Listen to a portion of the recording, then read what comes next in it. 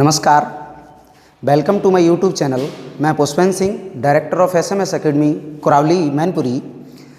आज आप पढ़ेंगे फिजिक्स 12th क्लास पार्ट 1 वैद्युत आवेश तथा क्षेत्र। तो सबसे पहले बात आती है कि वैद्युत और विद्युत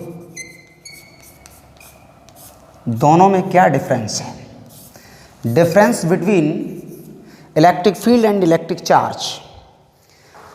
तो सबसे पहले हम लोग वैद्युत की बात करते हैं। तो वैद्युत क्या होता है कि वह क्षेत्र, अर्थात सीधी बात यह है कि जहां विद्युत का अनुभव किया जा सके, अर्थात किसी क्षेत्र को, जो वैद्युत क्षेत्र होता है उसे हम लोग वैद्युत बोलते हैं।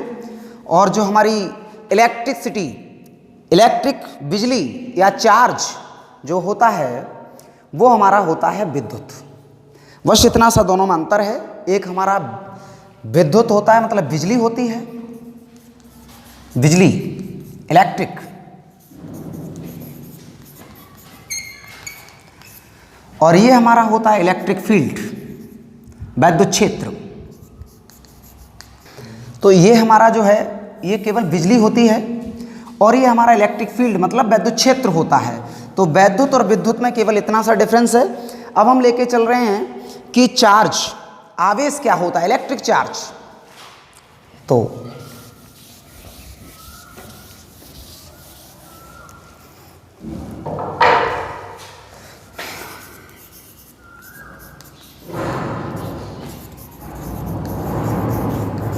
इलेक्ट्रिक चार्ज, विद्युत आवेश। विद्युत आवेश क्या होता है, वैद्युत आवेश, इलेक्ट्रिक चार्ज। तो इलेक्ट्रिक चार्ज क्या होता है कि किसी वस्तु के विद्युतमय होने के गुण को विद्युत आवेश कहते हैं। फिर से एक बार, किसी वस्तु के विद्युतमय होने के गुण को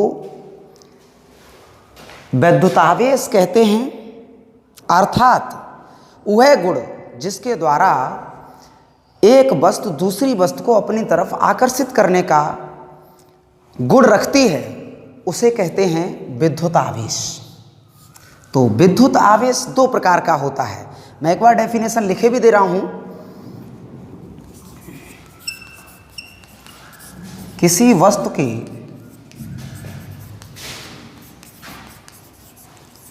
विद्युतमय होने के गुण को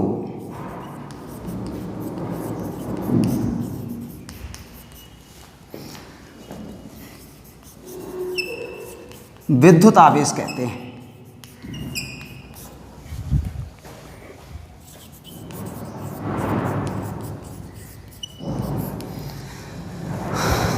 ये आपकी डेफिनेशन है। आप देख सकते हैं आसानी से, धीरे धीरे वो वीडियो को पॉज कर करके आराम से इसको लिख भी सकते हैं, पढ़ भी सकते हैं। और जहाँ तक है वहाँ तक मेरी आवाज़ क्लियर आप लोगों को सुनाई दे रही होगी। और अगर आवाज़ में कोई भी कन्फ्यूजन आ रहा है तो आसानी से आप ब्लैक बोर्ड की क्लियरिटी से देख सकते हैं वीडियो को रोक रोक कर।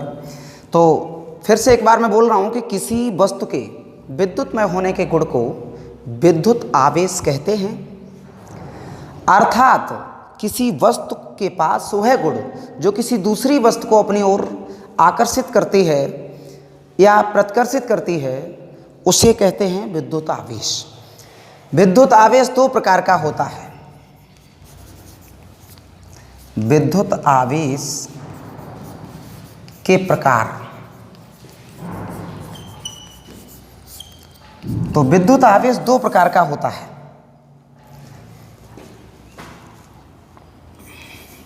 विद्युत आवेश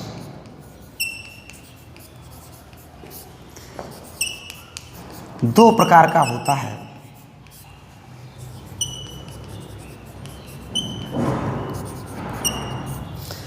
two types of electric charge. विद्युत आवेश के दो प्रकार होते हैं। वो कौन कौन से? नंबर एक, ऋण आवेश।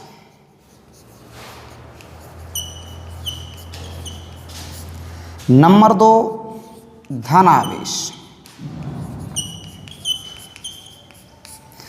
नेगेटिव चार्ज,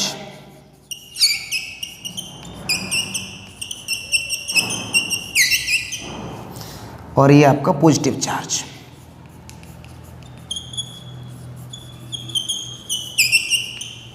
ये आपके दो चार्ज होते हैं, एक तो ऋण आवेश और एक धन आवेश। तो सबसे पहले हम ऋण आवेश की बात करते हैं कि ऋण आवेश क्या होता है, ऋण आवेश। उसके बाद हम बात करेंगे धन आवेश की। तो ऋण आवेश क्या होता है कि जहां मैं सिर्फ आपको प्रकृति बता रहा हूं आवेश की, क्योंकि ज़्यादा बड़े वीडियो अगर बनेगी तो अपलोड होने में थोड़ी दिक्कत होती है, इस वजह से मैं शॉर्ट वीडियो बना रहा हूं।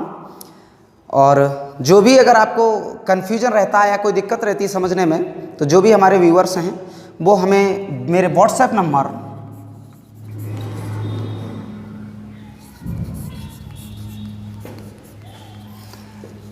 9627731353 पर संपर्क कर सकते हैं। रिप्लाई आपको सुबह 5 से 5 to 5 AM to 7 AM, और शाम को इवनिंग में 6 PM to 11 PM, रात में 11 बजे तक आराम से आप संपर्क कर सकते हैं। तो मैं आपको बता रहा हूँ कि ऋण आवेश, ऋण आवेश क्या होता है। तो सबसे पहले हम ऋण आवेश की बात करते हैं। जो भी आवेश होता है वो इलेक्ट्रॉन के कारण बनता है या प्रोटॉन के कारण बनता है। न्यूट्रॉन का इसमें कोई रोल नहीं होता है। तो इलेक्ट्रॉन जब भी जाते हैं या आते हैं तो उनके साथ साथ में उनकी संयत भी स्थानांतरित होती है। यदि इलेक्ट्रॉन स्थानांतरित होते हैं तो उनकी संयत भी स्थानांतरित होती है। क्यों होती है? क्योंकि कोई भी कण या कोई भी वस्तु हम एक स्थान से दूसरे स्थान पर जब लेके जाते हैं तो उसका द्रव्यमान भी उसके साथ में जाता है, और संयत को ही हम कहते हैं द्रव्यमान। संयत, संयत का मतलब होता है द्रव्यमान। ये आपके कोर्स में इसी चैप्टर में न्यूमेरिकल में ये सवाल दिया गया है कि यदि इलेक्ट्रॉन स्थानांतरित होते हैं तो क्या उसकी संयत भी स्थानांतरित होती है। तो आप आसानी से बता सकते हैं कि यदि इलेक्ट्रॉन स्थानांतरित होते तो उसकी संयत भी अर्थात द्रव्यमान भी स्थानांतरित होगा। बिकॉज क्योंकि इसलिए होगा कि यदि कोई इलेक्ट्रॉन जब यहाँ से और यहाँ ट्रांसफ़र होता है, मान लो ये हमारा कोई चालक है और इससे इलेक्ट्रॉन जब यहाँ दूसरे चालक पर स्थानांतरित होगा, या मान लो ये पहला गोला ए है दूसरा गोला बी है, तो पहला डोनेट कर रहा है और दूसरा जो बी है हमारा वो इलेक्ट्रॉन को ग्रहण कर रहा है। तो जब इलेक्ट्रॉन को ग्रहण कर रहा है तो यहाँ से जब भी इलेक्ट्रॉन जाएगा, अर्थात सीधा सा एग्जाम्पल मैं देसी भाषा में देता हूँ कि जैसे मान लो मैं हूँ तो मैं इस रूम को छोड़ करके दूसरे रूम में जाऊँगा तो मेरा वेट अर्थात मेरा द्रव्यमान मेरे साथ जाएगा। तो उसी हिसाब से जब इलेक्ट्रॉन यहाँ से जाता है तो इलेक्ट्रॉन क्या करता है कि अपना द्रव्यमान साथ लेके जाता है, द्रव्यमान छोड़ के नहीं जाता है। तो अब आपको मालूम है कि जब हम जा रहे हैं और हमारा द्रव्यमान जा रहा है तो उसी हिसाब से क्या है कि इलेक्ट्रॉन जा रहा है तो इलेक्ट्रॉन का द्रव्यमान भी जा रहा है। तो सीधा सा आप कहेंगे द्रव्यमान और संयत एक ही शब्द होता है, दोनों का अर्थ एक ही होता है। तो जब भी इलेक्ट्रॉन यहाँ से स्थानांतरित होगा तो वो उसकी संयत भी जाएगी। अब मैं बात कर रहा था द्रव्यमान के साथ साथ कि इलेक्ट्रॉन हमारा यानी ऋण आवेश कैसे होता है। तो इलेक्ट्रॉनों की जिस पर अधिकता होती है अर्थात जो ग्रहण करता है उस पर हमेशा ऋण आवेश होता है, ऋण आवेश होता है। और जो इलेक्ट्रॉन को डोनेट करता है ये तो रिसीवर है हमारा, प्राप्त करता है, और ये हमारा डोनर है।